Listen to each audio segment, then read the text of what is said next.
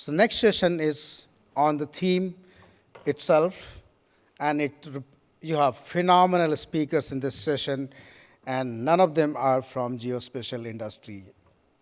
All of them are representing various walks of businesses and delivering services to us in one way or other way.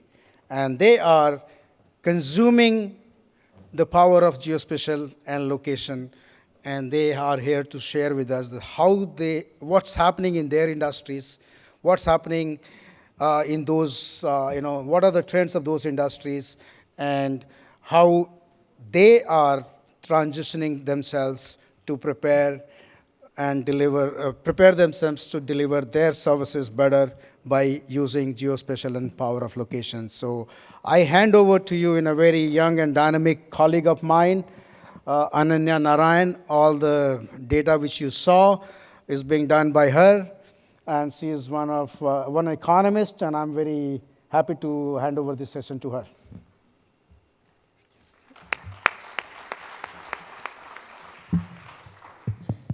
All right.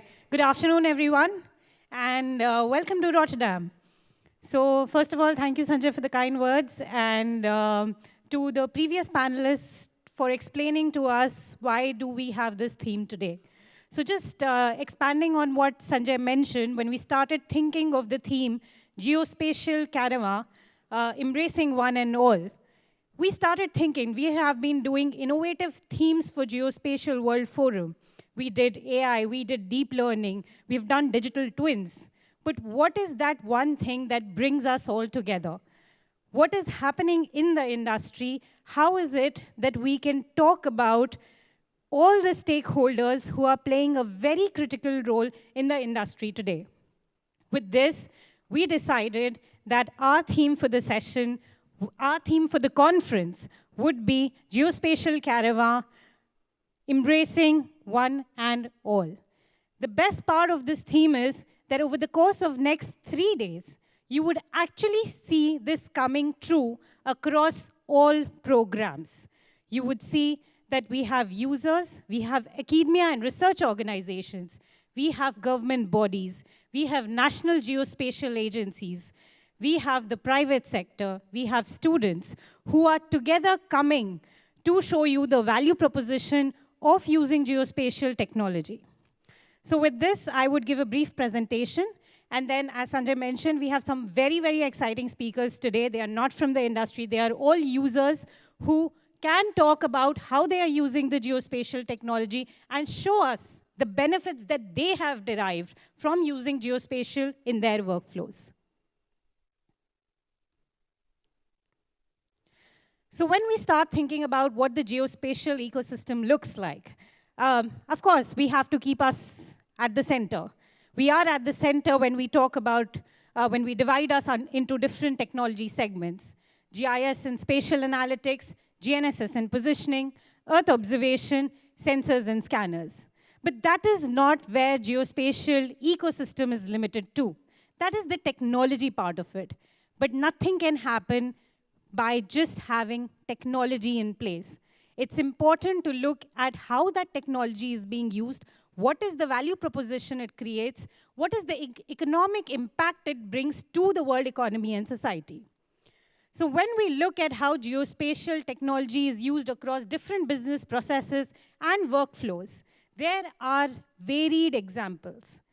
We look at digital cities, we look at infrastructure, we look at precision agriculture, we look at governance, we look at agriculture and forestry, defense and intelligence, hospitality and tourism, healthcare, multiple sectors which are using geospatial technology in different ways and different forms, without at times even realizing that they are using geospatial data or geospatial technology. This is augmented by the information technology, the IT architecture and interface, as well as digital technologies or the fourth industrial revolution technologies that we call. Big data, cloud, IoT, artificial intelligence and machine learning, digital twins, immersive technologies. All of these technologies and the IT architecture that augments this ecosystem plays a critical role. Apart from that, the regulatory ecosystem as well is critical to driving the geospatial industry to its full potential. So we have the framework of IGIF, GKI. We have a lot of policies happening worldwide in PNT, in space, in geospatial. When we look at the benefit that it gets us, right from productivity to efficiency, to transparency, to compliance, to new digital business models, to seamless collaboration, innovation-triggered growth, accessibility, scalability, all of this together comes to deliver sustainability of everything. So just quickly, if we look at the ecosystem, the technology ecosystem is right in the center, which has industry ecosystem, the vertical ecosystem sectors all across it. When we look at how geospatial is being embedded across different verticals, at Geospatial World, we have found out the integration of technology is happening at a very fast pace in some sectors. And we might not realize what the market of these sectors looks like, but the kind of adoption that is taking place, the kind of convergence that is taking place is phenomenal. So when we look at the geospatial market for infrastructure in 2023, it is estimated to be about more than 100 billion. And that is taking into account that geospatial is now being integrated or is converging with technologies like CAD and BIM. When we look at the location-based services market, a market that we often underestimate, we don't realize the value of it. Retail and commerce, tourism, healthcare, all of these sectors, we don't take into account whether they are using geospatial or not, but they are. So when we look at it, we see that the market for it is going to be more than 110 billion in 2023. And this has the potential to rise at a significant high CAGR in the next couple of years. Similarly, when we look at utilities, electricity or telecommunications, the market with 5G coming in, with everything being so seamlessly connected, the market for geospatial in utilities is going to be more than 50 billion in 2023. Banking, finance, and insurance. Honestly, when I started understanding what geospatial is, since I come from an economics background, I did not know how was the banking, finance, and insurance sector using geospatial technologies. But there are so many case studies, not only in developed countries, but in developing countries who are using satellite data, drone data, to provide insurance, to assess the risks that are happening in their countries. So the market for this is also going to grow phenomenally, and it is expected to be 13 billion in 2023. Energy, a focus for all the countries today, renewable energy, that market is going to be more than USD 20 billion. When we look at agriculture and plantation, the market for agriculture and plantation with the incoming of precision agriculture, it's going to be around 15 billion US dollars in 2023. So when we look at the direct economic impact of geospatial information and technology, so one is the market size, one is the economic impact. And economic impact is what concerns our government, our policymakers, our decision makers. And that is what truly shows us what is the value in terms of productivity, in terms of employment, in terms of capital gains. So when we did that assessment, for 2023, the market, the direct economic impact, and please note, this does not include the induced economic impact or the indirect economic impact. This is only the direct economic impact. If we start looking at the other two factors, that would just expand exponentially. So if we look at that, in 2023, it is going to be 7.5 trillion, and in 2030, we estimate it is going to touch 30 trillion. When we look at the sectors and the economic impact that these sectors will generate with the use of geospatial technology, infrastructure is expected to have an economic impact of 1.44 trillion. Utilities, almost 0.87 trillion. Location-based services, 1.16 trillion. Energy, 0.42 trillion. Agriculture, 0.34 trillion. And BFSI, 0.12 trillion. So when we look at these numbers, we can see that the kind of economic impact that our industry generates every year, probably even without realizing that we are doing this, and these are the numbers that kind of actually drives the policies, drives the users, drives the industry to even innovate further, to do better, and to contribute and collaborate for sustainable development, to achieve sustainability of everything. With this, even though we have these numbers, and even though we are doing more and more, but we're still at the tip of the iceberg. When we speak to people from the user community, we see that they think that the geospatial technology or information is only used for mapping and visualization. They might not even realize that they are using it for so many different applications. Today, there are opportunities in predictive analytics, in prescriptive analytics, in modeling, management, utilization, and simulations. So when we look at the kind of opportunities that is available for the users, for the industries, for the academia, for the national geospatial agencies, it's tremendous. We are only at the tip of the iceberg. And over the next 3 days, you will actually see how we are working below the sea level, below iceberg level, but we don't realize it. We don't realize how we are using predictive analytics or how we are doing simulations, digital twins, metaverse. We keep talking about it, but we don't realize the kind of opportunities that this technology presents to us. So with this, I would conclude my presentation, but once again, welcome all of you. I think this panel is going to be very interesting when the users come on board and share their success stories. With this, I would like to invite my first speaker, Mark, Senior Vice President, Insights and Analytics, Location Products, MasterCard Germany.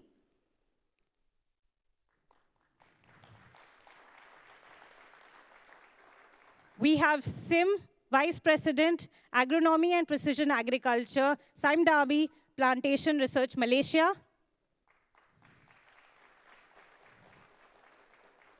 We have Judith, Geoscientist, Ghana National Petroleum Corporation.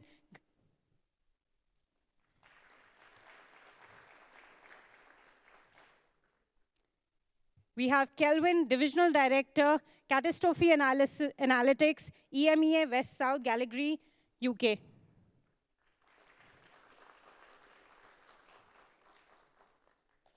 And we have Dr. Bander, Advisor to the Minister, Ministry of Environment, Water and Agriculture, Saudi Arabia.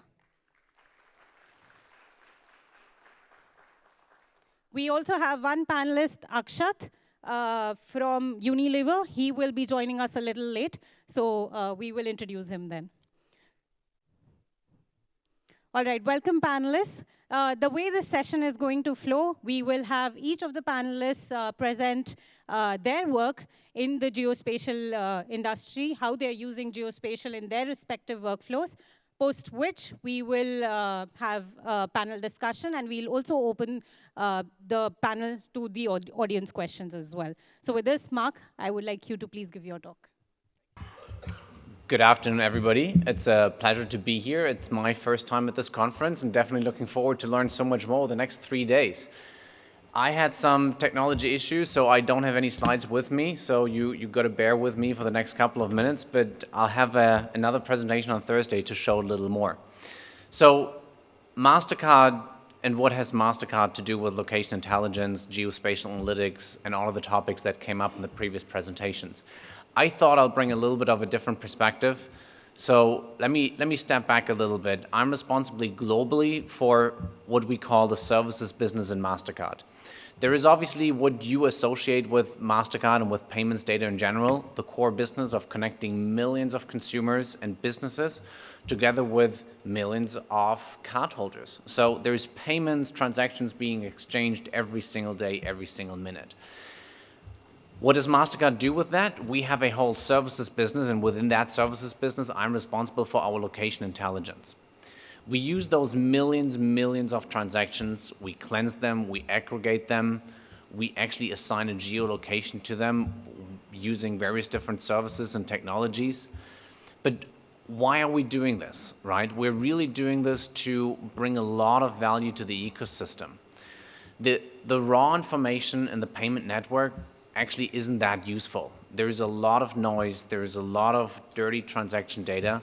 So the real value only comes if you cleanse this, if you aggregate this, and if you anonymize this. Because only if you have anonymized and aggregated data, which by the way, the way we do this is GDPR compliant here in Europe and also compliant with the various different other privacy regulations around the world, you actually get the real insights of what it can tell you. So I thought I'll bring 4 different examples from across a variety of different industries of how we see real world application and value being delivered. Think about your own journey, right? You've probably come here this morning, maybe buying a tram ticket, checking in the hotel with your card, buying a cup of coffee, taking various different transactions with your payment card, with your phone, or with other form factors over the last couple of days. All that's very valuable information. How many of you have actually wondered if you don't recognize that name on the statement, right? That's some of the cleansing we do. That's how we help a lot of the different financial institutions around the world. But the real value comes if you assign the geolocation of that particular merchant. There is fraud prevention services that kick into place whereby, with user consent, the bank knows where the user's mobile phone is and they know where the payment transaction is happening. If you reconcile these two together, you provide a complete level of different security. If the phone is not anywhere nearby where the transaction takes place, that can be potentially one of the strongest indicators for a fraudulent transaction. Even if you don't have the phone transaction, think about the velocity of payments in your network that you may have, right? And let's for a minute assume there is a transaction right now on a particular consumer happening in a coffee store outside, they're buying a cup of coffee, and minutes later, you have another transaction in Singapore, and another minute later, you have a transaction somewhere in South America. That geolocation between the different transactions and the velocity of time can be another very powerful indicator about the fraudulent nature of this transaction. And that's services that we inject into the banking ecosystem to basically take misuse out there. The same can be done for online transactions, the same can be done for payment transactions. Well, that's the part that you might really associate with MasterCard, right? That's what we do as a payments company, but we do much more with the geospatial data. So if you think about a map and the most geogranular unit, whether it's being a mesh block, a zip code, or the various different ways you can basically slice up a map, what we put on top of this with payment data modeled, paneled, and then projected out is to put the economic footprint. What is really happening in the consumer activity? I'll give you 3 specific examples. Since the pandemic, we've worked with governments around the world to really understand what is the economic impact of consumer behavior. What have we not seen the last 3 years? We've seen energy crisis, inflation crisis, we have seen consumer stimulus packages, we've seen VAT savings and kickbacks in different European countries. We've seen all kind of political measures to really support the society. But at the same time, the governments didn't really, and think tanks didn't really have the means to understand what's the impact, right? If you take, and one of our products provides near real-time insights on the consumer impact on these small geographic units. How is spending behavior? Is it going up? Is it going down? What's the change over prior years? Is it moving to different categories? Do people spend more on discretionary items? Do people spend more on lifestyle items? These kind of insights, but on a geo-granular basis, really help think tanks and political decision makers around the world to inform their strategies. And that's how governments and central banks and think tanks use geospatial data with the layer of economic insights powered from payment and banking transaction data on top. If you think about retail, the same is true for retail. A lot of these retailers come to us and say, we want to understand what the economic impact and what the consumer shift in behavior is if we open up a new store, if we remodel a store, if there's other changes in the economy. And also retailers actually care about spend stimulus, about VAT savings, about supply shocks, and the impact of interest raises. So retailers are using this in a way to inform their logistic strategies, their marketing strategies. In particular, marketing and digital marketing, you really need to speak to the segments of the population based on their geographic footprint. Where stuff is happening is very different if you look at a different country. Even if you look into the different neighborhoods of a city, can be hugely different. And that's where you need to break that down and you need to understand the economic impact. The last example I want to give, and that's probably my most favorite one that I'm most passionate about, is if we think about tourism. We do a lot of work with tourism organizations around the world, destination marketing organizations, city governments, regions, provincias, whatever you call them here in Europe, to think about how can we make tourism more sustainable. In order to understand tourism, you really have to start at a geospatial level. Who is coming? Where are they going? What's their customer journey, or tourism journey, I should say, to then really be able to drive some change that impacts the local economy. So I'll give you a specific example. We've worked with the city of Prague in the aftermath of the pandemic, because for those of you who have been to Prague, Prague is a very beautiful but also very touristic city. It's got a nucleus, like a historic core, very much concentrated downtown, but then there's many other locations. There's the castle up on the hill, the little Eiffel Tower on the other side of the river, the television tower in a beautiful neighborhood further out. So there's lots of hot zones. There's a zoo a few kilometers out the city. And the city of Prague wanted to know, how do we better understand from a geospatial perspective, where do tourists go? What differences are there from a nationality perspective and from a consumer spending and behavior perspective? And once you understand those journeys, and I'll make this up hypothetically, the Americans only go downtown and then to the zoo, the Brits go downtown and then up to the castle, the Japanese only go downtown, and the Germans only go to the neighborhoods. But if you really understand those down to the mesh block level granularity insights, then you are able to drive marketing messages, tourism communication, and various different execution strategies which help you to make tourism more sustainable. And the city of Prague has actually managed on their most important inbound corridors to diversify tourism across the different hotspots of tourism activity, which then really drives economic impact into the neighborhood, so that more merchants, that more restaurants, that more bars and coffees and other places can benefit from these tourist flows that come into the city, and not everybody gets stuck in the city center. And that's really powerful examples, and that's what in my team and my product team and our solutions, where we feel very excited to work with geospatial analytics and then putting the economic lens of spending behavior and consumer behavior on top of that. I think I'm probably out of time, but also happy to take a few questions or... I do have a question. Sure. So it's interesting to see what MasterCard is doing and what your product team is doing. But what motivated you to start in the first place? It's not a technology that comes easy to everyone. So what motivated you and your team? For me, I think one of the most interesting points was the pandemic, when at that time I was based in New York, where our headquarters is. We all moved to work from home because the office was closed down, and we thought like, yeah, well, that's a few weeks and we'll work from home. And then all of a sudden, clients started to call, right? And they didn't start to call us because like, hey, come and continue to work with us. They came to us and say, well, MasterCard, you need to know what's happening. I mean, don't you see this in your data? Yeah, we kind of do. But at that time, and that was only 3 years ago, our products were not granular enough.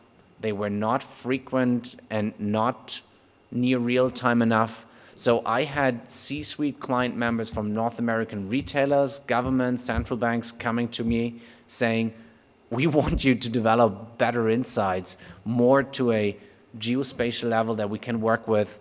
We work with the city of New York that really on a block level, 150 by 150 meter, want to understand what the impact of the pandemic is.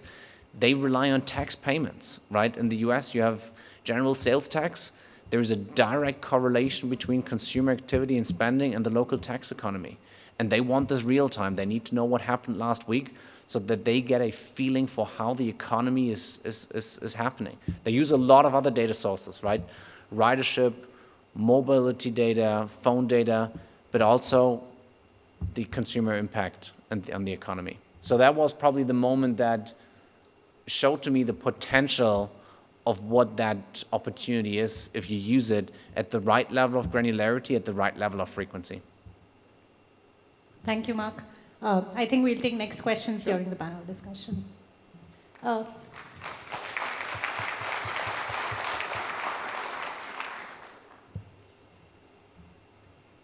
We now have Sim, who is going to be showing us the amazing work that they are doing in the plantation field using geospatial data.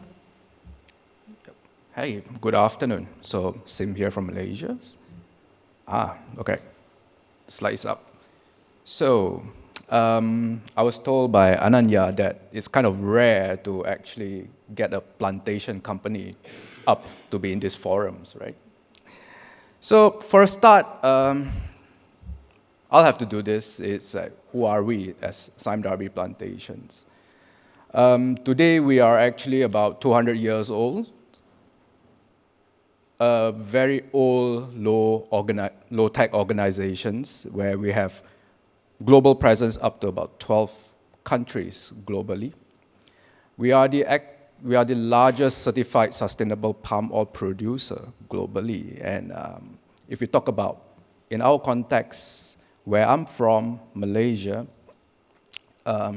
upstream operations are in a way centric, where we have about close to 300,000 hectares of plantation land in Malaysia alone, spreading across another 3 countries, Indonesia, Papua New Guinea, and Solomon Islands. We operate at about 700,000 hectares of plantation globally, right?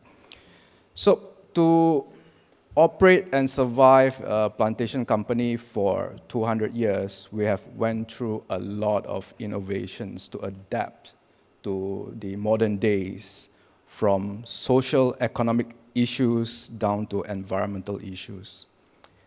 If we were to talk about the geospatial itself, we started mapping our plantations manually back in the 80s, producing manual paper maps, using theodolites.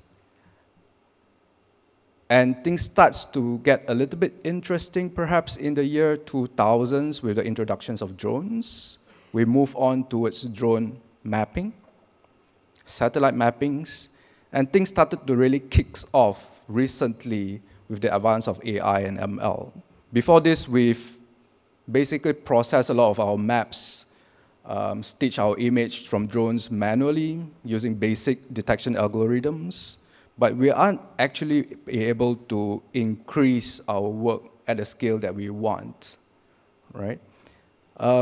With AI, we realized the potentials, and last year, we actually started a robotic arm to actually capitalize the full potential of location intelligence. Just a little bit of example. Before I move to example, I just want to say that we, as a plantation company, in the end of the days, are technology users. We scout the technology available out in the market, and these are just a snapshots of the tools, platforms that we use so that it makes our life a little bit easier. I did mention that we operate in 4 different countries, span across 700,000 hectares. One of the most immediate thing that we do is basically map and geotag all the palms that we plant throughout these locations, right? You must be thinking, Are you crazy to be mapping 40 million palms on a yearly basis to consider where they are and geotag every single palms, right? With satellites and drones. But what I want to mention here is that when you run a plantation company across different countries, missing 1% of the palms that you plant, to us, it translates to millions of dollars, right? For example, in Malaysia alone, we spend about 100 million euros a year just on fertilizers, right? So if you get your inventory off by just a mere 1%, it's €1 million a year. It might be small to organizations like us, but cumulative over the years, imagine the environmental impact that you cause, right? It is not just as straightforward as, money in the pocket. So once we map all this location, what else can we do about it, right? Of course, with AIs and other remote sensings, we are now able to actually give every single palm their own voice. We are able to tell, are they moisture stressed? Are they nutritionally lacking? We could even progress to actually identify every single vacant point. And what do we do with this information?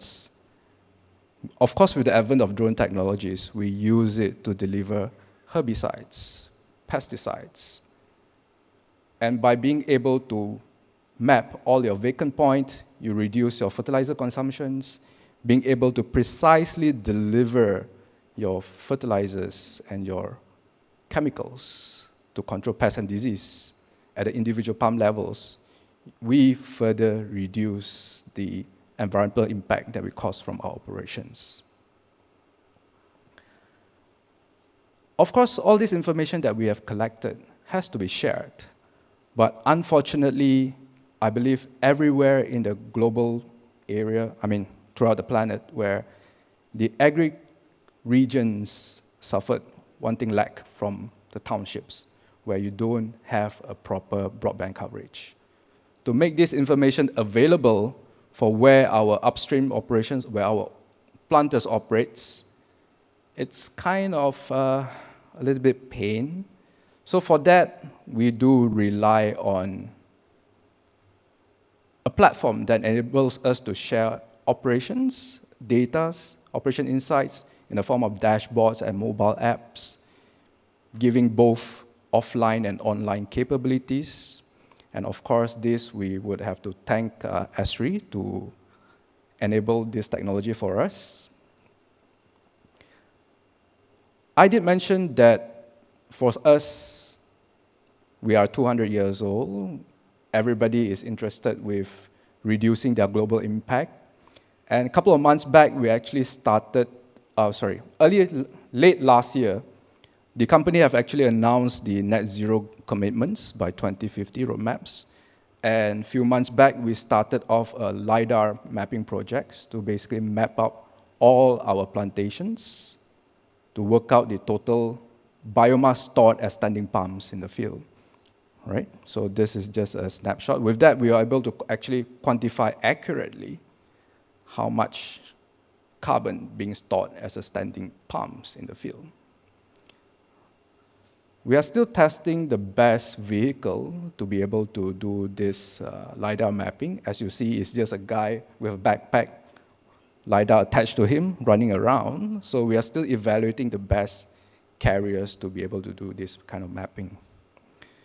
So this is my last slide.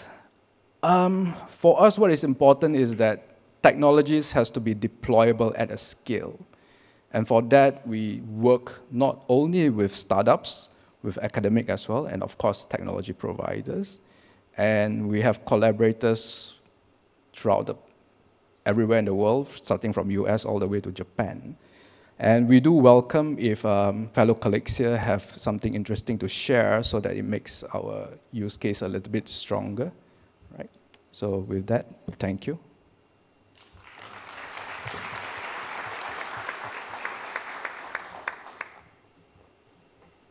Thank you, Sorry, Sim. if there's I'll keep question. the tradition as we did with Mark and ask a question. Yeah. First of all, it was really interesting to see that there is an organization since the 80s who has been using theodolites, then moving on to total stations, then drones, then AI, ML, then LiDAR. So much of it is going on in the plantation sector, so it was very new for me as well. So thank you for that. My question to you is, you've actually seen the transition of how geospatial technologies has evolved and how its application has evolved. What competitive edge do you think it has given your organization over others because you're using geospatial technologies as one of the key foundations? I think the main difference is that it really gives an insight to how inefficient the plantation industry could be. We rely on manual data submissions, and we don't have a way to actually not to say quantify, to audit how accurate is those data. Are these actually compliance, right? And with this location insight data, we are able to optimize and refine our process even more. Unfortunately, we aren't able to deliver, to act upon the information collected effectively because we still require manual labor to actually implement all the prescriptive analytics that we've managed to develop. That's why the company have decided to invest in a robotic arms to develop our own UGVs, UAVs, whichever appropriate to actually really embrace the precision, the concept of precision agriculture. Yeah. Thank you so much, Sim. All right. Thank you, guys. Bye. I would now like to invite Judith to give her talk. Thank you very much. My name is Judith from the Ghana National Petroleum Corporation, and I'm here to just give you an end-user perspective of geospatial integration. Okay, so as a geoscientist in the energy industry, the most important aspect of our work is data analysis. And by using geospatial integration, we are able to optimize what we do and then do data analysis, predictions for decision making.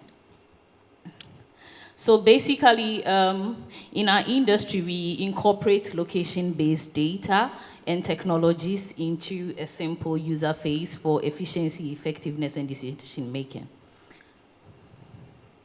So we do this by collecting different sources of data from different areas in a unique environment for processing and modeling.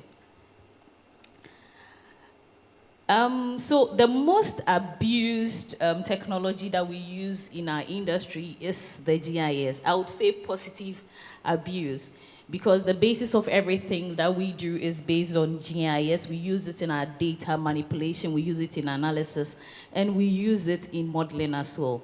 A typical example of the map you are seeing is a map of Ghana with the Voltairean, an onshore basin for exploration. That is the one in the colored form. We use GIS to plan our ongoing seismic exploration and geochemical sampling in this onshore basin. Another technology that we actually use a lot is remote sensing. So the Voltairean Basin is one of the 4 basins that we have in Ghana. We have onshore Voltairean Basin, we have the Tano Basin where we are producing from the Jubilee field, we have the Eastern Salt Pond Basin where the oil supply there is already depleted, and then we have the Eastern Basin. However, the onshore basin is the less explored basin, so using remote sensing, old maps that were modeled years ago were used to guide in the exploration. This is a GravMech that BGS actually shot. So we use this in planning the seismic lines, we use this in planning the geochemical sampling lines. Another technique that we use a lot, or the most used actually, is the GPS. We use the GPS, so the geochemical sampling was done remotely, nobody went to the field, but in our offices we were able to space out and calculate the actual sampling positions that we want to pick the samples from. we use the GPS as well to plan the compensation of farmers whose farms are going to be destroyed as we do the survey. We also used the GPS as well to plan our community sensitization. This Voltairean Basin covers 3/4 of Ghana's landmass, which means there are towns and cities, there are schools as well, all in this basin. So for us to be able to even draw the seismic lines and not to touch any infrastructure, we need to use GPS to know the different location and then who to talk to at every single time. So geospatial integration actually helps us in efficiency and accuracy because, as I said, the geochemical sampling is actually sampling light and gases from C1 to C4, and then for us to be able to analyze or do predictions, the spacing has to be accurate. So using the GPS, we're able to calculate the actual sampling spaces. And also we use that to also plan the monitor seismic lines as well. We also used it to do our resource estimations because using GIS, we are able to model our petroleum systems elements for us to even predict where matured oils are, where to plan your rig, where to actually drill your oil. Nobody wants to go and drill a dry well. Another way that we also use geospatial integration is also to mitigate risk. So as I said earlier on, we are from a capital-intensive industry. To drill one well costs millions of dollars. Nobody wants to drill a dry well. So incorporating all the data in one place, it gives us, the geologists, an upper hand to even discuss with management where exactly to invest our monies. And also, we don't also want to drill a dry well because we are a government agency. We are seeking to make money for the government. So you drilling a dry well actually pushes investors away. We need to drill well that will actually attract investors into the country for them to invest in our country. So an example of how we integrated geospatial data is, as I said, the onshore Voltairean Basin. It was a place where nobody has explored before. And the government said we need to look for other sources of money. We have already started depleting our offshore reserves, so we needed to look for more reserves. So now we had to bring in geophysical data, geochemical data, all geoscience data together in a place to decide. We were to drill actually just 2 wells. And this is a basin that spans over hundreds of thousands of kilometers. So for us to be able to know where exactly to drill the well, not to get a dry hole, we need to put all this together to model so that we can predict where to put it. So what we did was that we used GIS for the sampling. We used GIS as well for basin modeling, and then we used real data, which was the results from the geochemical analysis, and analog data from around to do a prediction. The geochemical sampling were pointing to the exact places where the analog data also was predicting that the oil is matured or we have reservoirs in this area. It kind of is also a way, it kind of help us also reduce costs, because instead of buying different softwares, we have one particular software that can do everything for us in one place. So basically, this is what, okay, so one thing that GNPC or my company is trying to do is to be one of the leading countries in Africa who is going to mix crude oil with green energy. By doing that, we are planning to do a massive campaign and also to collect data for windmill operations and also to go into green hydro. Thank you very much. So I think I've already concluded. So thank you very much. I'm ready for questions.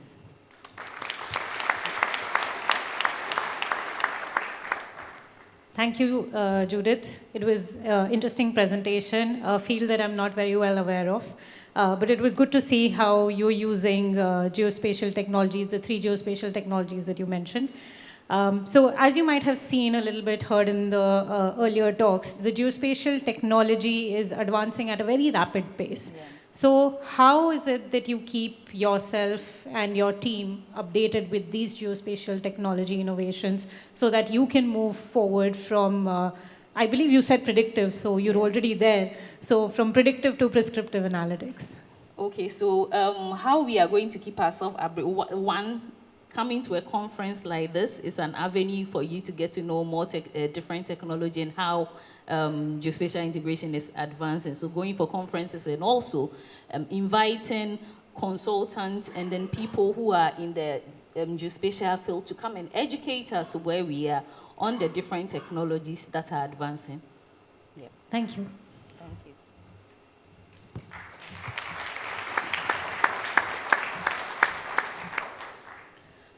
I would now like to invite Kelvin to give his talk. Good afternoon, Geospatial Caravan. Thank you so much for stopping at the insurance camp. I know, it's a tough sell. It's late in the afternoon. Some of you are jet lagged. Wish me luck. Now, let me start off with telling you a secret. I'm an end user, but I'm also a geographer. Now, let me think about the first time I came across, thank you, geography and GIS. First page of the first chapter of this fresh textbook when I was much younger, there was this quote: almost everything that happens somewhere. Knowing where something happens can be critically important. Now, this is a quote many of you may be familiar with. You may have a tattoo of it somewhere. I know I do. But I argue that there's no domain that represents this quote more than insurance. Now, can I tell you another secret? I don't think geospatial is the next big thing. I'm going to get kicked out by security now. But no, it's because geospatial and location underpins almost everything in insurance. Let me tell you why. If you think about natural catastrophes, earthquakes, hurricanes, landslides, severe convective storms, the bottom line, where you are or where things are when this happens, that matters. I want to give you a bit of a scale of natural catastrophe losses just this year. So in the first quarter of this year, we had drought in China, floods in New Zealand, severe convective storms in the US, and of course, the earthquake sequences in Turkey. That was estimated just in the first 3 months to be $77 billion of economic loss, of which $22 billion were insured. Now, we've seen a lot of big numbers today already, but what does this really mean? It means that $55 billion loss was uninsured, and that's $55 billion of people's livelihoods that we're talking about. Now, where does geospatial come in? I've barely talked about geospatial so far. Well, you need a brief understanding of insurance, and to avoid oversimplifying it too much, insurance is a way of transferring risk. You give me some money every so often, I take on your risk, and if something goes wrong, I pay for the loss and damage. Fantastic. Now, what is risk? Risk is really three components. It's a function of hazard, exposure, and vulnerability. All three components have location as its foundation. So hazard is the probability of something of a certain intensity happening somewhere. Now, that's very vague, but let's use the example of an earthquake here. So there's a USGS earthquake hazard map. You see that hazard is not uniform. In California, earthquake happens more because of the San Andreas fault. And in Alaska, where the Pacific plate meets the North American plate, there are more earthquakes. The second component is exposure. So what is exposed? Is it people? Is it buildings? Is it infrastructure? In a very simplistic way, if you think about a building at the bottom of a hill in a floodplain, that's far more likely to be flooded than, let's say, a building at the top of a hill. Lastly, vulnerability. So what's the likelihood of damage to this particular people assets? We can think about property again. So modern steel frame buildings versus wooden buildings is an example of vulnerability, or single story versus multi-story. Now, how does location matter here? Well, you think about building codes. Different countries have different building codes and have different requirements for how buildings should be constructed, affecting the vulnerability. Now, it's important to go back that it is a function of all three. It's not just the intensity of the hazard, it's not who or what is exposed, but how likely the people and asset are likely to be exposed to damage or loss. And that's risk. And underpinning all of that is location. Now, let's wrap up by giving kind of 3 insights onto how geospatial is used in insurance. Now, these are perhaps not new to you, but are very exciting. So one is AI building damage assessment. So when an event happens, there is often damage, and often in this case, to property. Now, damage estimation is difficult. If infrastructure is destroyed or damaged, you can't get someone out there to see what's been damaged. Furthermore, it can be dangerous. So here is an example where you can use pre-event satellite imagery, couple some post-event imagery, whether that's from satellite or from a drone, and then to be able to use computer vision algorithms to start segmenting the footprints and also classifying the damage as well. This allows us to understand the damage much quicker than having to send someone out there onto the site. The second example about geospatial is geocoding. Now, having an exact location is the foundation of catastrophe analytics, what I do day to day. It really can make or break a catastrophe model. Now, when you think about buying insurance, if you ever bought house insurance, you fill in your address, right? You don't fill in your lat long. Now, postal address, to convert that into geographic coordinates is a process called geocoding, but that is fraught with errors.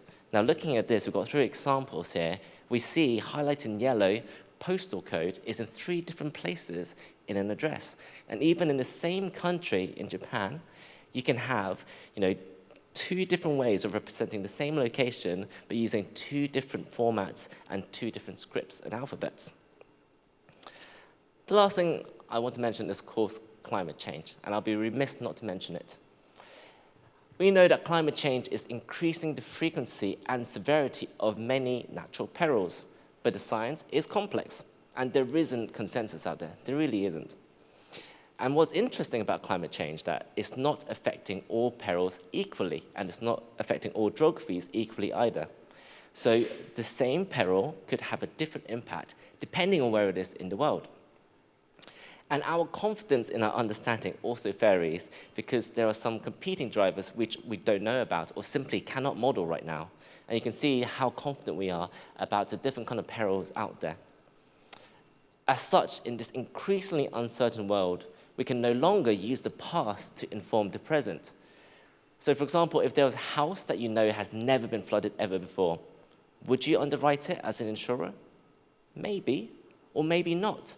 With rising sea levels, with increasing urbanization potentially leading flash floods, that could all change.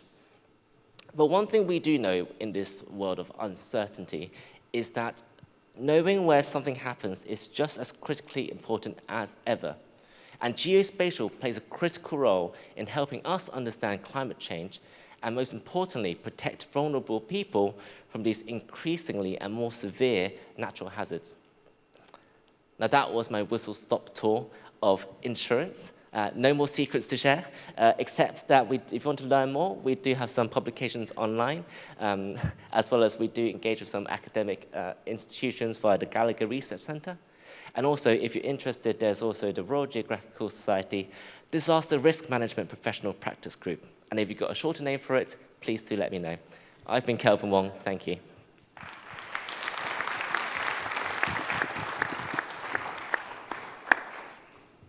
Thank you, Kelvin. Your presentation was indeed insightful. I have a question. What are the key challenges that you see insurance industry faces when they want to apply location intelligence in their workflows? One, and I have another one as well. What has been the impact? I think you mentioned 77 billion was the estimate of the insurance that did not work out, and then 20 billion was insured. So the 50 billion is the opportunity lost, right, in terms of insurance. Yeah. So what has been the impact since you started using location intelligence in your workflows? So let me try and answer the easier question first, the first one. So I think with geospatial, it's that insurance is a little bit slow to catch up. I think the adoption of technology and data in general is a little slow, if I'm honest. More secrets here. And if you start seeing some of the tech that driving some of the catastrophe modeling we do, it is ancient. It is stuck in the early 2000s. And that means we're a good 20 years behind. And I'm not talking about my company, just generally here. Good thing my manager's not here today. But it's playing that catch-up. I think to be able to bring in the right people into these right sectors to deploy these geospatial tech is actually quite a challenge. And to build up that infrastructure to take advantage of even like cloud-based technologies, which we're also accustomed to, it's not as prevalent as I think it should be right now. And to be able to take advantage of increasing computing power, we're hardly ever doing that these days. So to be able to kind of crunch large-scale geospatial data sets, that's going to be a challenge unless that tech kind of adoption catches up. Okay. To answer your second question, that's a much harder one. But I think insurance is often a kind of misconstrued as it's lumped with just kind of money making, right? But to me, insurance at the end of the day, it's about protecting people. And a lot of the things that we do in catastrophe modeling also applies to the humanitarian sector. And at the end of the day, it's about protecting vulnerable people and helping people to have insurance so that that 55 million economic loss, that what we call the insurance gap, when something happens to these vulnerable people, they are able to recover and they are more resilient against the future. Thank you so much for taking the difficult question as well. Thank you.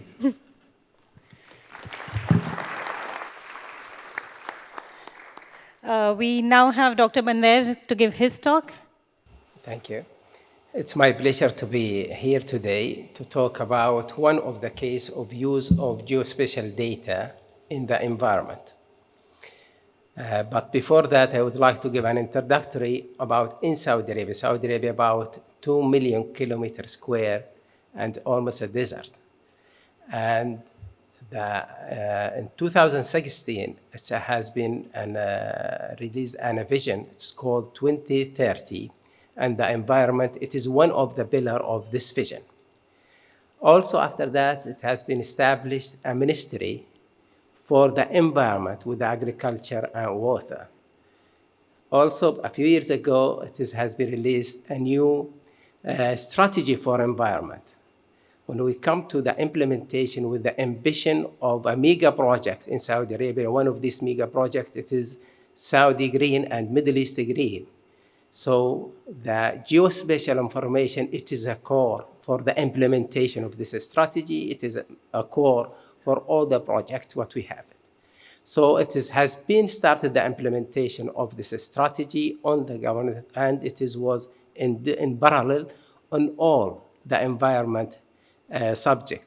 But has been used that geospatial and has been realized that the importance of geospatial for the implementation of the environment. So it has been started as a project in the beginning. And just a few years ago also, it has been realized the core of the geospatial for the environment and also for other sector, which is agriculture and water. So according to this, it has been taken a decision in the kingdom as a need to have a sectorial strategy for geospatial for the implementation of the environment. And we have started in the building this strategy now, which is almost to be completed next month, that a geospatial for environment, agriculture, and water. This strategy, it is, or the methodology for it, which is the IGIF, which has been developed by UNGGIM. And this strategy, have an implementation.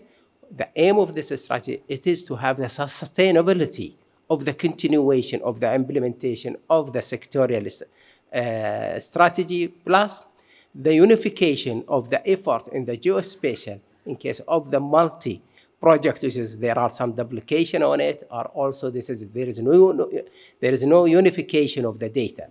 Also in the strategy, which has been built a unified sectorial data for geospatial, which has been aligned with the national data model. So all these efforts, which has been just recently started it's the aim, it has been realized the core or the importance of the geospatial information for the environment. Where is the expectation? What we expect in the future, geospatial, it's a core data to be used as enabler and supporter for the implementation of this strategy, plus to help on all the projects which has been carried out now, and also for the prediction of the futures. Also, on the project what we have it's now, which has been look after it, is the monitoring of the environment in the, for example, on the land or in the air or in the sea. And we can see a number of need for the remote sensing and for the earth observation all together to be, has been used in this regard. As we can see, one of the examples for the earth observation, for example, ship sinking on the sea, or the air pollution, or also on the land in this case. This is, and giving an overview what we are having as in Saudi Arabia, the important and the core and also of the geospatial data to be used on the sector of the environment and also the other sector. And this is what we are working on it, and we hope to see the result of it in the coming years, inshallah. Thank you very much.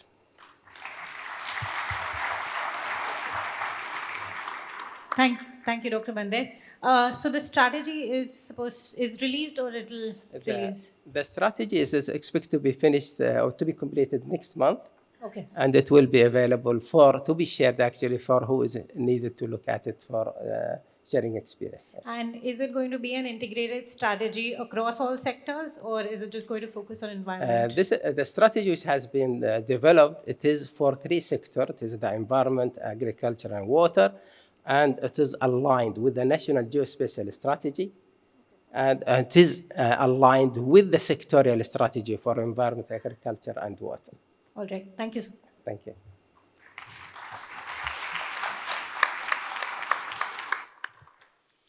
All right. So that was a very interesting panel. I learned a lot from everything that all the panelists had to share.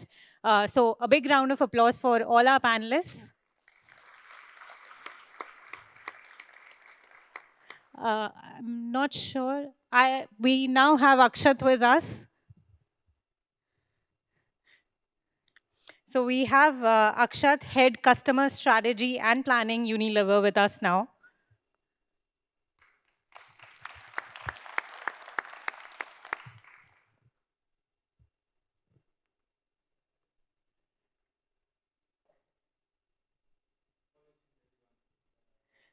Akshat, I would request you to please give your talk, because I was just going to announce that you're not here. This microphone I can use? Yeah, I think that's okay. Yeah, apologies everyone. I was, kind of juggling priorities, but very happy to be here. Maybe just as a quick introduction about myself. So I work for Unilever. I work in the customer development department, and I lead our sales for our home care business, which is one of the 5 business units that we have. So, I don't know if all of you know about Unilever, but just as a brief context, we are one of the big FMCG companies in the world, approximately 60 billion in revenues every year. Every day, approximately 2 billion people use one of our products. So that's just goes into the scale of what we do. And yeah, we are present in almost every part of the world. And we are organized by business units, and we operate in 5 big categories. So that's personal care, beauty and well-being, home care, ice creams, and nutrition. And in all 5 of them, we have a big market position. So that's a little bit about ourselves. I think as a company, if you have followed us over the last 5 to 10 years, we have had very strong commitment to sustainability and ESG goals. And we have been working closely with governments, partners in terms of developing a multi-stakeholder model, which is now adopted by a number of other companies. So we have been at the forefront of that movement, and it continues to be a big priority for us. So I think talking about this audience and talking about geospatial technology, look, I think as a business, FMCG is very simple. We produce goods that people want to use every day, and we want to make sure that we produce them at a cost that we can offer them affordably everywhere where shoppers are using and doing that. I think over the last couple of years, we have gone through a bit of transformation and a bit of change. I think recovering out of COVID, one of the biggest challenges that we have had is the supply chain disruptions that we have had and the commodity prices going up. And the impact of that has been that we have had to pass on a lot of those price increases back into the consumers. And that means that the prices of our products have gone up significantly in parts of the world. So when I think about this audience, one of the challenges that I would welcome you to think about is how do we collaborate with our suppliers and backward in the supply chain and use location data to reduce our inventories and stocks, but also optimize our costs. And we have started to see a few best practice examples along this space that have come up. I think the second big challenge that I would talk about is growth. And now, as you know, sort of coming out of COVID, we saw the explosion of e-commerce and people trying to order everything and everywhere and all the time. So I think a big challenge that we face is how do we serve our consumers in different places, in different occasions, with different product offerings. In our business, we have had few sporadic good examples of using location data to do that. For example, in ice creams, we use that to identify where we should be setting up outlets and stalls in order to serve consumers better. And there are, I think, many more use cases that we can develop. I think there are use cases around collaborating with our retail partners in being able to, sort of target consumers better, and able to promote better. And we have done a little bit of work in that area, which can be expanded on. So I think I would say cost, growth, and sustainability remains the three areas where we would look to collaborate. I think talking about what we expect from our suppliers in this space. And now what happens is when you kind of work with a company that is a little bit old in terms of its systems and disparate systems, we look for end-to-end solutions that drive value. And often when we work with suppliers in this space, we come up and say, oh, listen, here is something that can work. But when you go into the detail, it cannot scale. It only solves a part of the solution. So I think the challenge is how do we kind of look for and create an end-to-end solution that can drive value at scale for us, given the size. So that's, I think, one of the things to think about. I think the other big thing that I kind of think about when we think about data and analytics is it comes with a lot of challenges around sharing and how you integrate into the tech stacks and how we kind of work with it. So I think the challenge, again, is we want information that we are looking for data, but we are looking also for insights that is compatible with our technology stacks. So how do we look at softwares that work with the technology stack that are working, seamlessly integrate and provide us insights that can be actioned upon quickly? And I think the third is, moving into the world of AI and analytics is we look for more real-time insights that can drive action on the ground. I think the age of weather reporting, looking at data from a month ago and seeing what we're going to do is over. So we need insights that can come to us to the front line and drive action and impact. So I think I will stop here and take any one or two questions that you might have.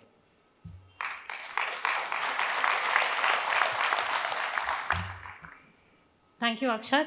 As the trend has been going, so I will ask one question. Has Unilever started using geospatial technologies? Because I've seen some good work. Yes, we do. Like I said, we have use cases that come across in different areas in different parts of the world. I don't think we have reached a place where we have one solution that scales across all the different areas that we have. But yes, it's something that's of interest to us, but we need to scale. And what has been the impact that you have seen? So I think, like I said, the impact where we have got it right is in terms of being able to drive growth. And that's the part of the business that I'm closer to. So being able to target shoppers at the right point of time with the right offers is something that's been interesting for us. The challenge has been that although we bring new shoppers, the cost of the technology and being able to cost when you add the marketing expenses still makes it quite significant for the basket size that we are looking for. So I think we need technologies that can, like I said, being able to manage costs both on the software side as well as the returns that we drive. But yeah. All right. Thank you, Akshat. Perfect. Thank you. So now we have all 6 panelists. I'm opening the floor for questions from the audience. And we have first question. There's a mic behind you.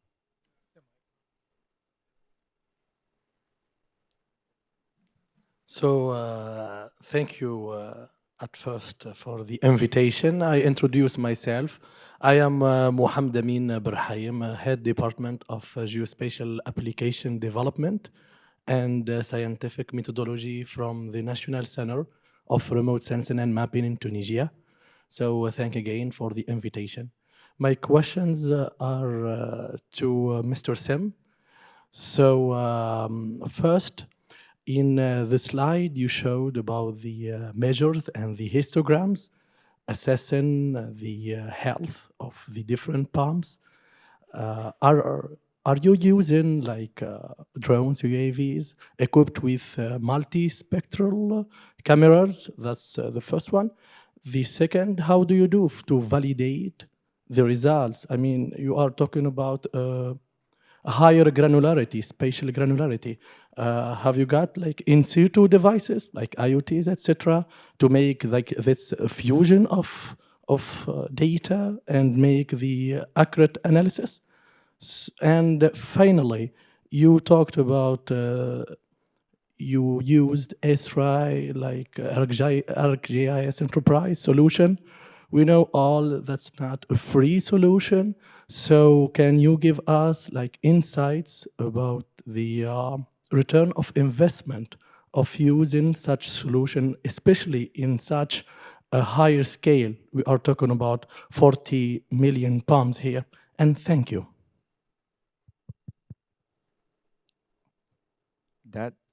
Okay, one at a time. Firstly, yes, the image is from multi-spec cameras with a drone.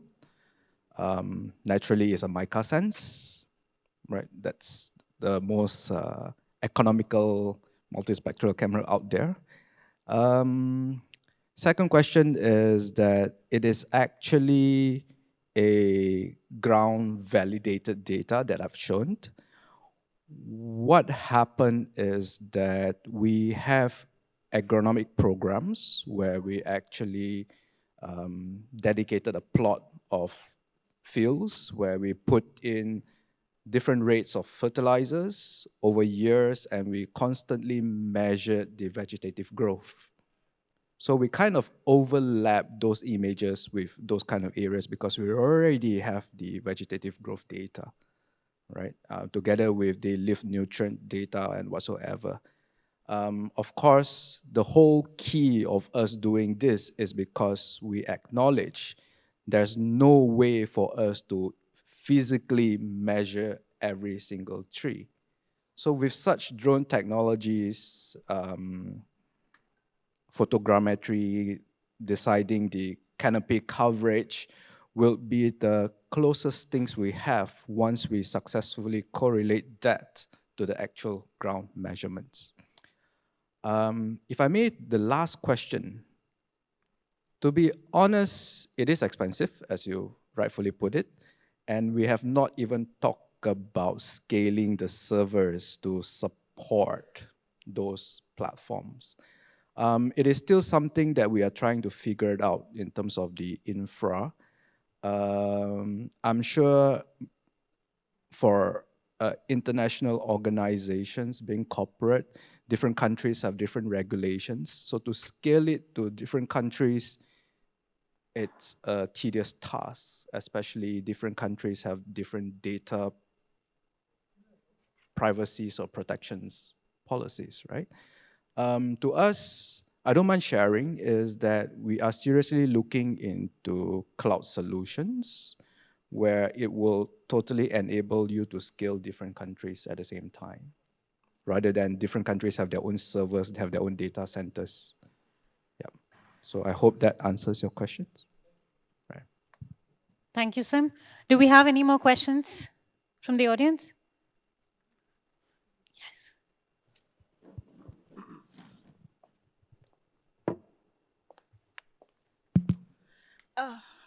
Thank you for the presentations. My name is Mimi Chauge from South Africa. And I want to first thank the organizers for bringing such a panel, because it's a breath of fresh air to listen to non-GIS people talking about how they use geospatial information. And we received interesting case studies from the panel members. And my question is, around geospatial information is widely used You are using geospatial information in your various disciplines, and we know that geospatial government and mostly geospatial agencies are responsible for collecting base data. And this base data is used by different industries for planning, for monitoring, and decision-making. We also know that this data is coming mostly from your government departments like your statistics office, your national mapping agencies, space agencies, and so on. These government agencies are currently struggling to advocate for the importance of geospatial information to the executives, the politicians. Now, to the panel members, as users of geospatial information, you now appreciate the benefits of using geospatial information to build the economy. Can you put a good word to politicians supporting the work done by the mapping agencies to strengthen geospatial information in your respective countries? And this goes to any of the panel members. Thank you. Thank you. So this has been a very important question otherwise also. How is it that we can communicate better the value that we are that we're getting from the use of geospatial technology, be it in the form of any impact that we look at? So what is your perspective in that, and how can, to her question, how can we reach out to the senior leadership or the decision makers and make sure they understand how the National Geospatial Agencies are providing the base data and how you are using it to in your workflows? I mean, happy to kick this off. So one of the things at MasterCard that we do is we obviously want to work with government, but I think that's very local in each of the different countries, right? So I'll give you a very specific example from Germany, which is partly because I'm based in Germany and I made the effort towards the end of the crisis. We worked with the think tank, the government-funded IFO Institute, and they basically, we started a joint project to assess the work from home impact on the biggest German cities. So what is the impact of people working more from home or returning to the office? And we did this very deliberately with some of our data, but also with government data and with other data sources from the think tank. And we did this together with this IFO Institute, which is well connected into the right ministries and the right stakeholders in government in Germany and Berlin. And I think from our perspective, picking such a prominent topic that matters to a lot of the cities in Germany and matters to the government, that they want to know the impact, and having a credible partner, not doing it alone, because I think every time you try to speak about why something is important and you do it alone, it becomes across slightly self-serving.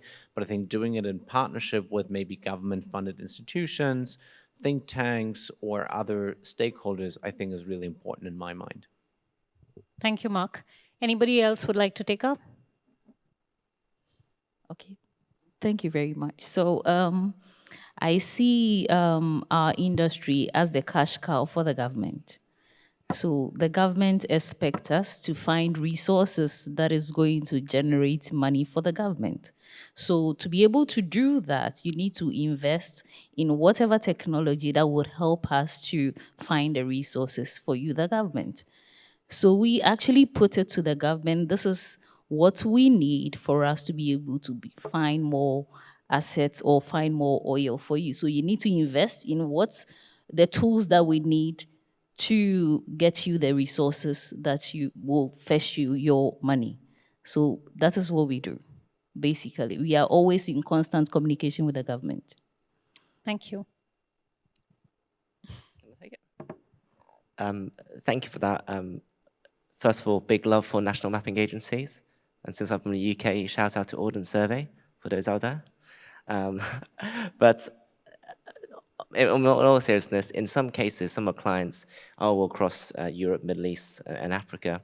But in some cases, there are some government-backed insurance schemes. And if you remember my little lecture about risk, hazard, exposure, and vulnerability, their exposure is literally the whole country.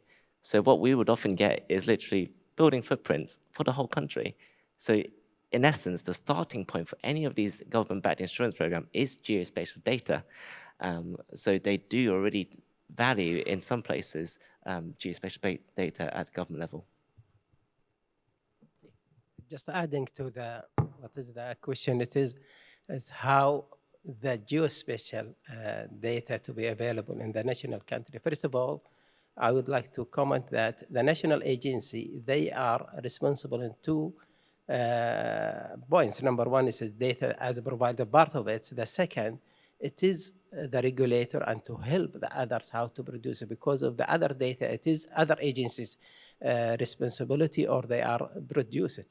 So, and the answer how, it is in 2 points. Number one is the IGIF. And usually this problem with what we are facing, this is in developing country more than in developed country. The developing country they are facing, they concentrate on data more than others. For example, IGIF, it is have 9 parts, which is this part, it is as a puzzle. Because, for example, this is cover the resources, the governance, the standard, innovation, education, all this, it has been covered on this. So the IGIF is to have a national strategy as a method using the IGIF. I think this is a first step in the implementation, which is cover a number of strategic parts to be covered on this. The second point is also, it's coming from external, from the international community to help this developing country, like what we have it in the geodesy, the reference, the GWF, we have a UN resolution which is supporting these technical to be, their voice to be louder and to be listened from the political and from the decision maker. Thank you. Thank you, Dr. Badir. We have 3 more questions. We'll start from that corner.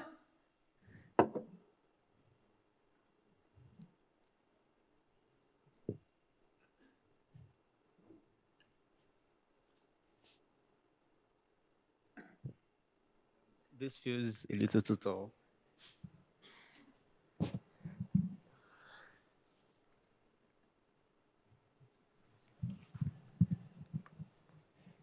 All right. Thank you so much to everyone that has spoken so far.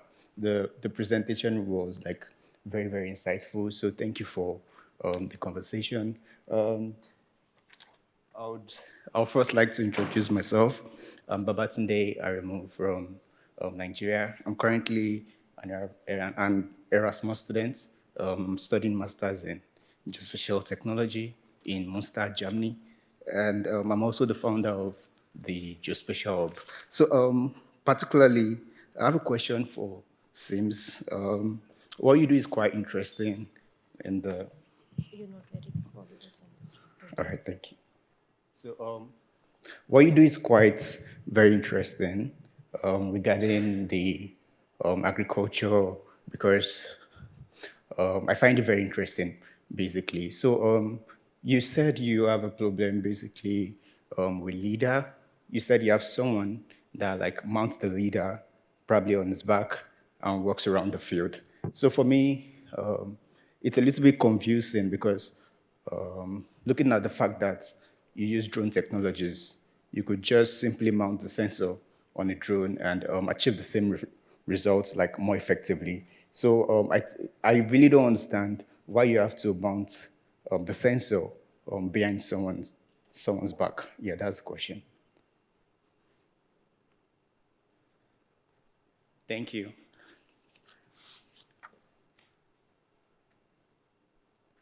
Thank you for the questions.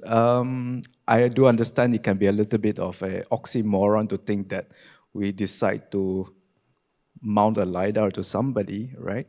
In fact, we do capture LiDAR data using drone. We've tested DJI's product, ZenMuse, Hover Maps, to mention a few. The reason why I use that as a case study is because inevitably when we decide to work backwards, back computing the biomass of the entire tree, the unfortunate thing is that the canopy coverage is so dense that the LiDAR module that we evaluate could not penetrate sufficiently the canopies, the gap in between, to actually capture high resolutions of the entire trunk, right? We do get fantastic surface model from the LiDAR modules, but to work out what beneath the canopy is a missing gap. So we are still trying to figure out how to do that. That's why I've resorted to use that as a case study to illustrate examples that what we are trying to do. Yep. So I hope that clarifies, and thank you for the questions. All right, so yeah, next. Hey everyone, I'm Aaron. I am from Element 84, which is a small business, women-owned, based in Philadelphia, Pennsylvania, in the United States. So first of all, thank you guys so much for bringing such great presentations today. Very fascinating to see the real use cases out there, and it actually keeps reminding ourselves we are building something that is useful for people, and building our software, building our algorithm, and also building our machine learning models at the same time. So this is fascinating. Thank you all for sharing the use cases.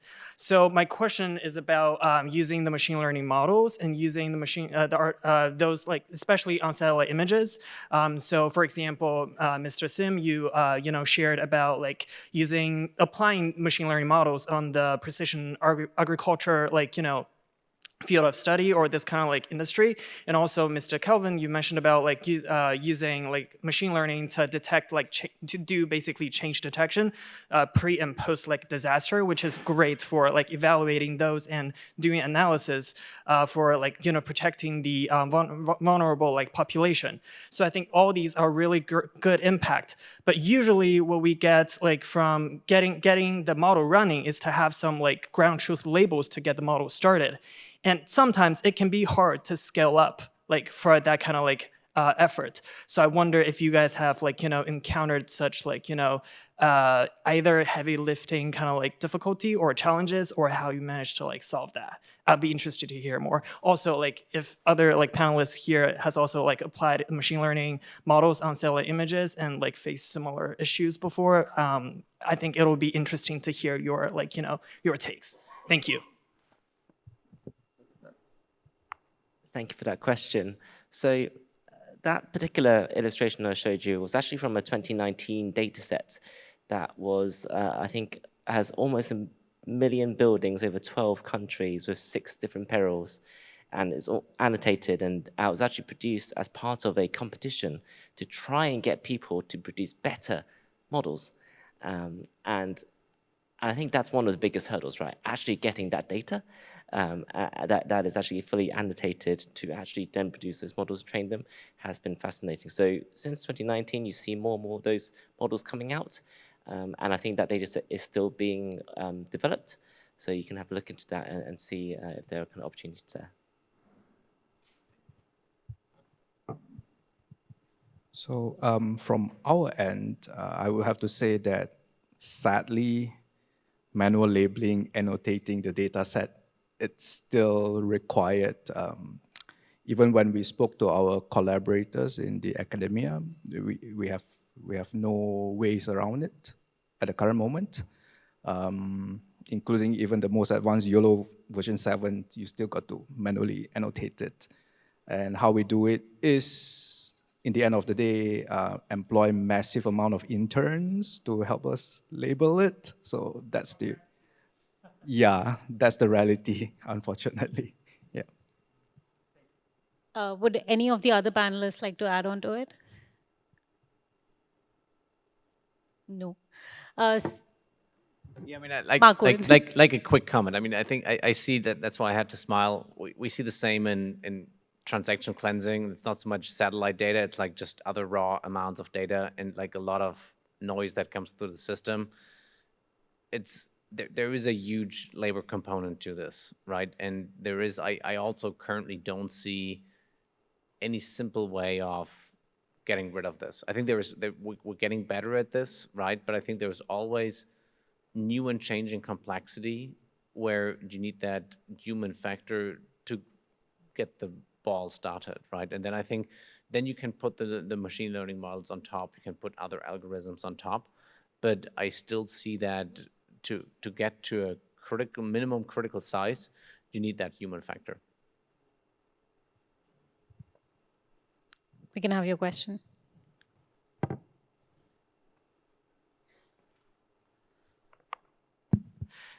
So thank you to the panelists for the insights. I'm Jas Lamba from HSBC Hong Kong.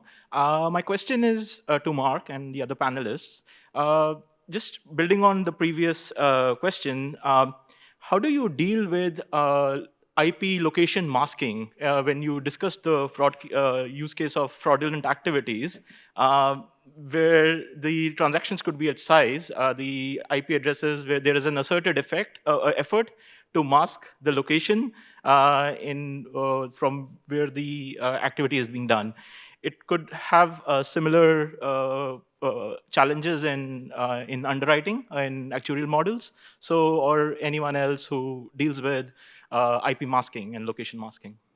Thanks. Sure. So just to make sure I understand this correctly, you speak about online transactions, right? Online transactions or mobile transactions, essentially, where location data is being used for the services you provide globally. Yeah, it's actually very difficult, right? And it probably goes back to the payment ecosystem complexity without going into too much detail. But if you look at the whole value chain from the acquirer to the PSP to other stakeholders that are touching a transaction as it goes through the different ecosystem. And especially when you think around VPN technologies, which let you basically dial into the internet from anywhere, right? Many of our companies use this to secure our laptops, but I think increasingly consumers are starting to use this to access different websites from different locations because there is IP rights, whether that's on television, on online shopping, all of these things. There is probably not a good way around to really identify this. I mean, one of the things we do to provide the insights is we've developed a residential model where we basically allocate a online transaction onto a geospatial granular unit. And that follows the principle of we know where you typically transact, right? Like every one of us here in this room, for the most part, has a typical spending behavior, right? We'll go to the supermarket, we go to the grocery store, we go and fill up our car, etc. So we are able to allocate e-commerce transactions onto a map and onto a zip code, or depending on, with different levels of confidence, into similar geographic units. And that's what we use to approximate where e-com spend originates from. Because if you see e-commerce spend, it all shows up. We've actually done funny maps of like, you see where e-com companies are headquartered, right? All of a sudden, everything happens in Berlin in Germany, or the amount of transactions happening in Ireland and Dublin or in Luxembourg is overwhelming. So we kind of went around and approximated this through a residential zip model. Cool, thanks. Kelvin? So just add to that, so as a reinsurance broker, we do kind of analysis for our clients. And as I mentioned, the location is so critical to some of the modeling we do, especially for any high gradient perils such as flooding, storm surge, wildfires, where the difference in a few meters in one direction could mean total loss or none at all. So in a sense, when we're doing some of this work for a client, there is that kind of confidential agreement, of course, to make sure that we protect the data first and foremost, but to use that location accuracy as much as we can. But what's also been really interesting, and a trend I'm seeing, is as we're migrating to more cloud-based technologies and bringing new tech stacks into it, actually data governance and information security questions, like the ones you raised, become even more important. Because, apparently sending things via email and Excel files, that's completely fine. But then suddenly you pop it on the cloud, it becomes an issue. And then that's when the risk and governance side comes in. So that's when your question then pops up again. So not quite answering your question directly, but hopefully gave some flavor. It's relevant, yeah. Thanks. Thank you. We have one question. We have one question there.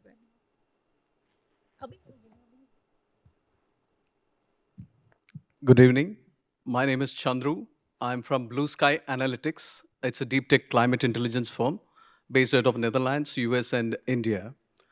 I have two questions. The first one is for Akshat. This is on supply chains, which you mentioned. I know, Unilever has been doing a lot of work on that, but just wanted to get a little bit more insights into the extent of the tracking which you do on supply chains. For example, if there is, say, wildfire in the Samidabi plantations or somewhere else, would you track that? Or if there is actually ships are running aground in the inland waterways, would you be tracking that? To what extent do you do that?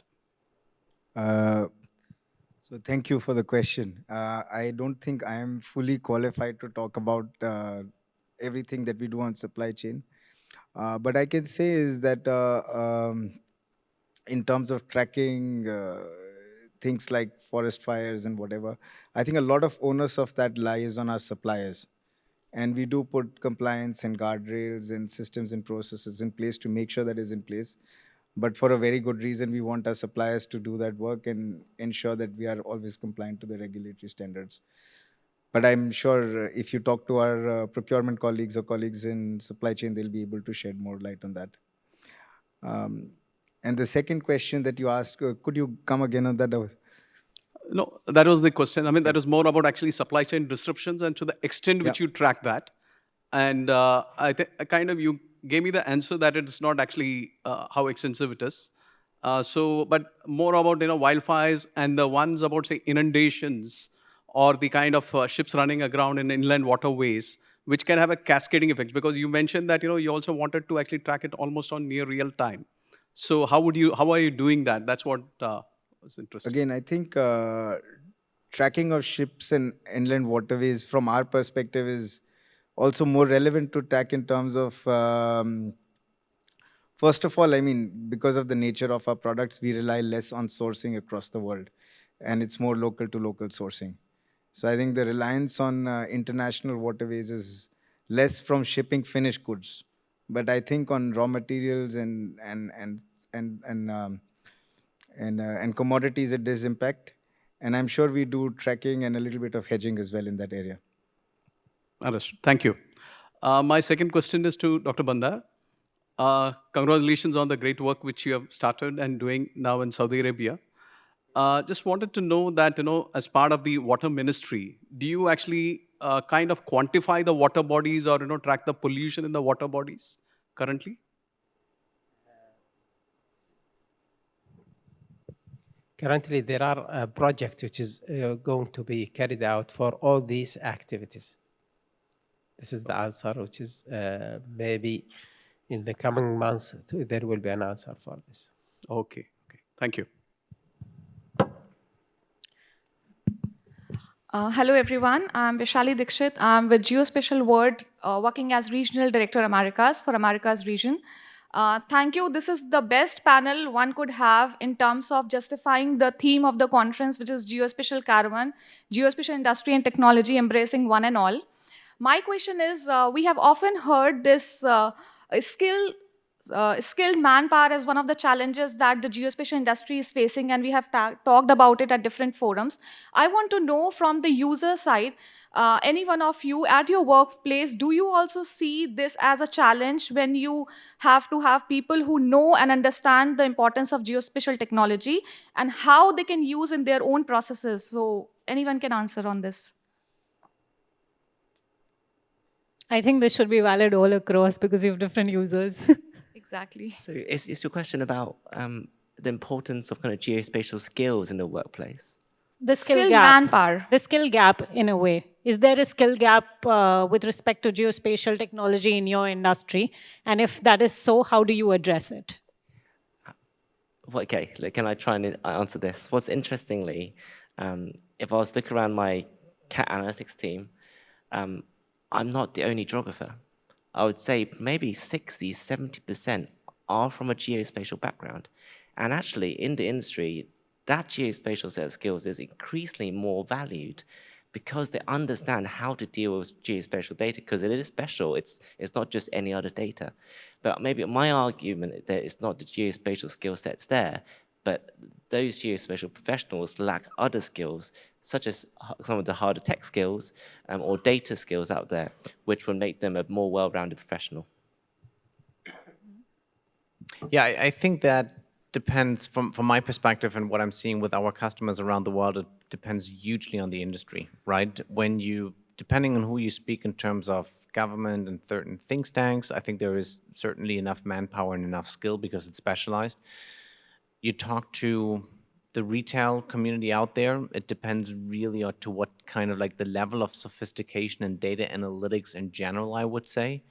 Where I feel an absolute gap is more in the tourism, municipality, city level. And even there, I see a huge spectrum. There's cities, we partner with one in Sweden. They have their own data scientist teams. They are about to build custom platforms themselves. They have all the really at eye-level conversation with our geoanalytic specialists.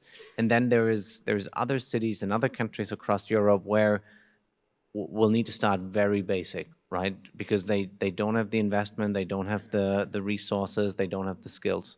So I think the question is, how do we provide solutions which cater to different levels of sophistication at our clients? Thank you. I think to build in, I think the question is, I think, how do we upskill people who are working inside our industries, or I talk consumer industries, and equip them with the basic knowledge so they can convert the technical skills into business results. So I think what we miss from our point of view is people who are able to bridge what is available in terms of technology and able to bring useful use cases to us. So I think I would say we would never be hiring in terms of very expert geospatial people, except in very specific cases. But we would want our analytics teams, our data science teams, to be proficient in being able to bring the technologies and bring the business value. So I think that's definitely a gap area. I think in our industry is ever evolving. So one thing that we take very seriously is training and development. So what we do is get hands-on training for the geos in the department or in the company, as well as employing new minds and then encouraging them and sponsoring them to go to school to actually learn. When there's a new invention, a new technology that is not being introduced to in schools, what we do is invite the consultants or the stakeholders to come into the corporation to organize hands-on training for the staff. Just just adding to what the question, sometimes you don't need the geospatial professional all the time from the user point of view. So you need the user or other professional to use the geospatial in their analytic. And there is a need for training and education in this. Also, I go back to the IGIF, and when you come to one of the strategic paths, it is look at the user point of view, how they be trained and educated. And also in our strategy, we look at it, and we have point out who's and the different professionals in the three sectors we work on it, how they've been trained and educated to use the geospatial information. Thank you. In my organizations or industry, there will always be different pace in adapting technologies. There will be those that are very advanced. They jump with the sight of something cool, something high-tech, they'll jump into it. Even internally within SIME-Darbys, there are laggards that refuse to adopt, irregardless what you say, irregardless what you show. So what we do is, obviously, we pick those who are ready.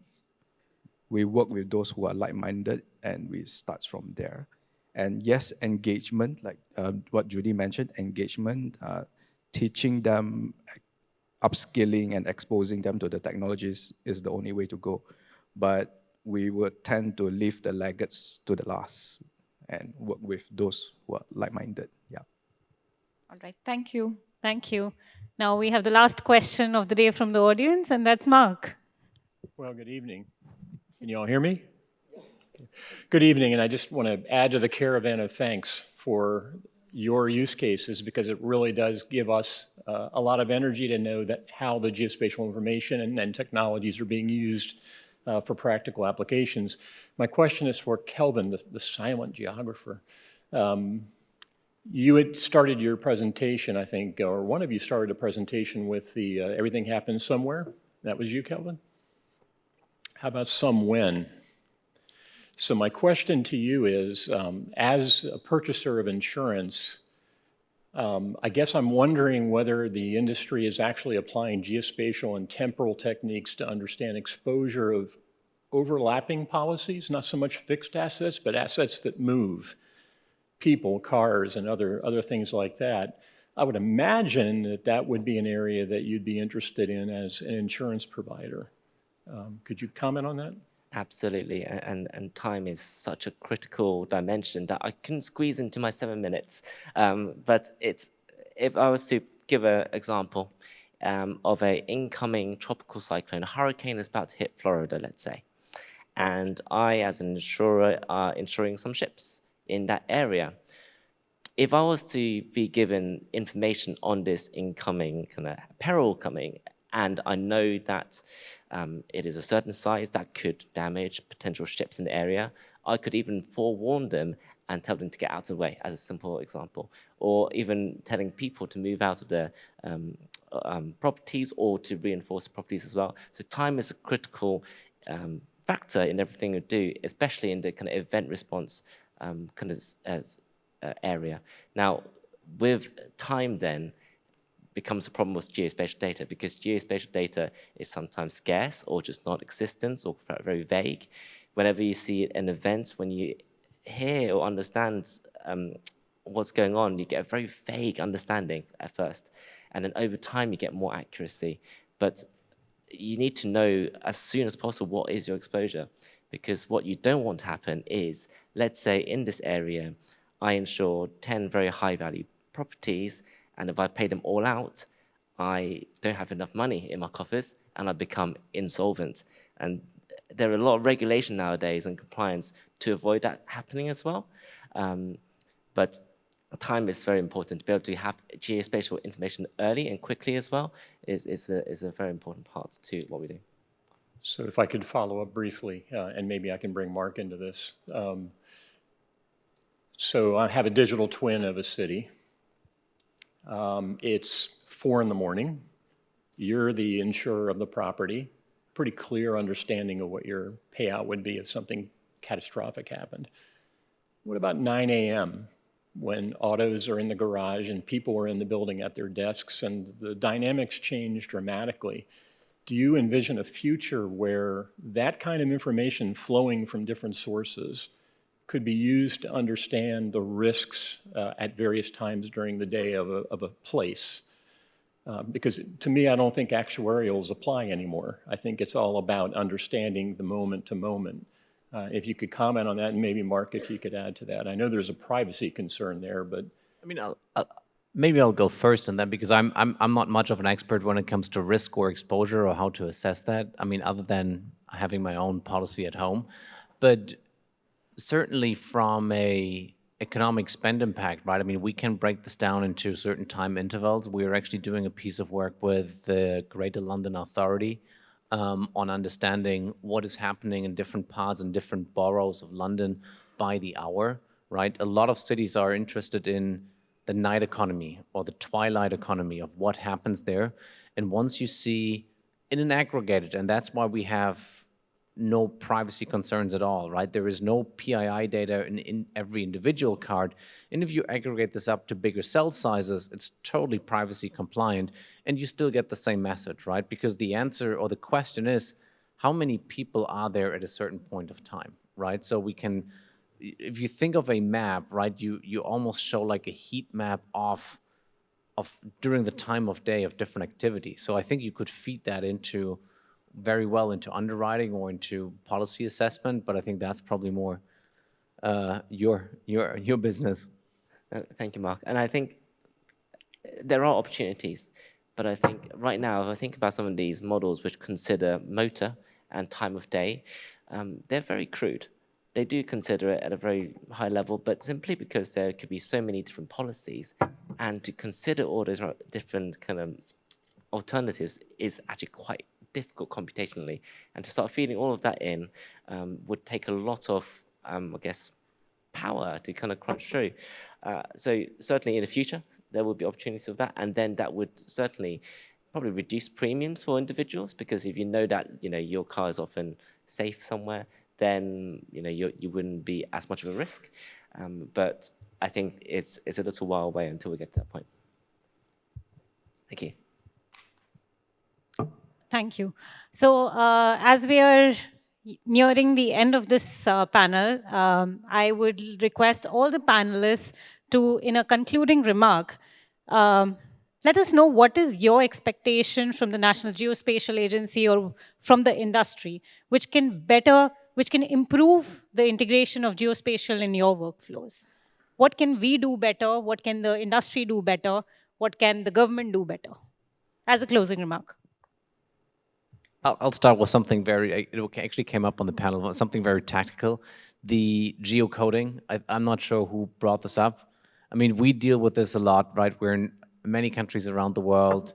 Our data, from our own perspective, is quite normalized, like it comes through the same way. But geocoding around the world and the different geogranularities is a little bit of a challenge. What we need, I think, it's accurate, timely, and completed data. This is what is the answer. So we can have it and analyze it.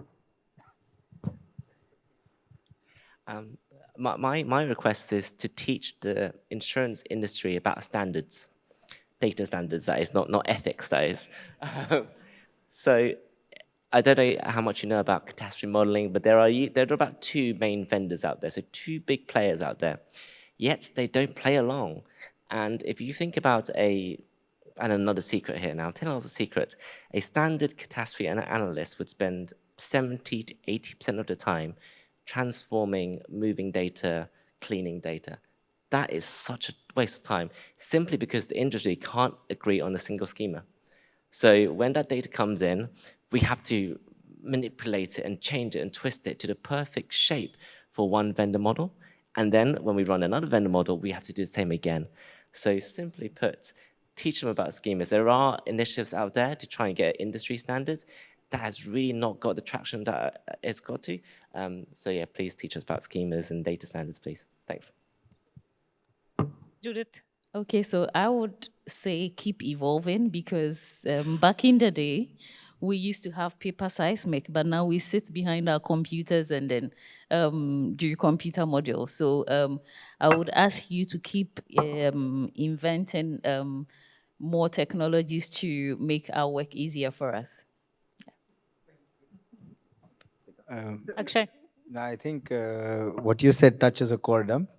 We need data that we can use, and we need to release capacity for doing work that adds value. So I think everything that we can do to democratize the data, set data standards, and integrate them into ecosystems of corporates and enterprises like the work we work with, that will be really helpful. Thank you. Sim? For me, I have a long list, but I mean, you do give a big scope, right, from governments to whatnot. But I would say the top of the line is technologies being affordable to everybody. Being able to stand here and other similar platforms, I can clearly see the gaps between sectors. Some are more leading, some are trying to just start to embrace, but bottom line, 2 main differentiating factors, in my opinion, is the technology being affordable enough for people to adopt, and 2, obviously upskilling the people so that they could then deploy those technologies. Yeah. All right, thank you. Please give a round of applause for our wonderful panelists. I think this was a much required session today for all of us to understand how the users are using geospatial technology, what is the benefit and challenges that they are seeing, as well as also understand their expectations from the industry. So thank you to all the panelists for being here and for sharing with us your valuable insights. And with this, I hand over the stage back to Sanjay. Thank you very much, Ananya. Let's give a big round of applause to all our speakers. And it's to Ananya as well for moderating and crafting this session in a very valuable session for us. And I would request the plenary speakers of the session 1 to join us for a group photo with all the speakers here. Scott, Dean, Frank.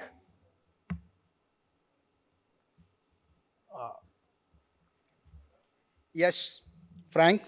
So let's have a group photo.